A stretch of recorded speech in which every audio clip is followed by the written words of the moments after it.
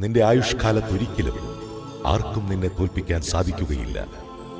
ഞാൻ മോശയോട് കൂടെ എന്ന പോലെ നിന്നോട് കൂടെയും ഉണ്ടായിരിക്കും. ഒരിക്കലും നിന്നെ കൈവിടുകയില്ല.